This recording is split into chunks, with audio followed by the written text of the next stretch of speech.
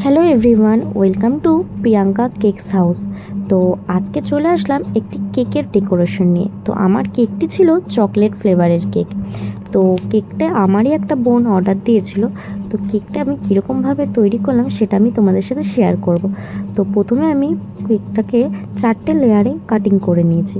তার উপর আমি সুগার সিরাপ দিয়ে, ক্রিম দিয়ে, চকো চিপস দিয়ে ভালোভাবে আমি এটাকে গ্রাম কোটিং করে নিয়েছি। গ্রাম কোটিং করে নিয়ে আমি ফ্রিজে রেখে দিয়েছিলাম কিছুক্ষণ।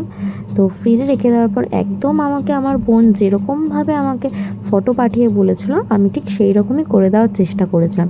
তো কেকটা পার্পেল কালারের মধ্যে ছিল বলে আমি পার্পেল কালার মিশিয়ে এরকমভাবেই ডেকোরেশনটা করে নিয়েছিলাম।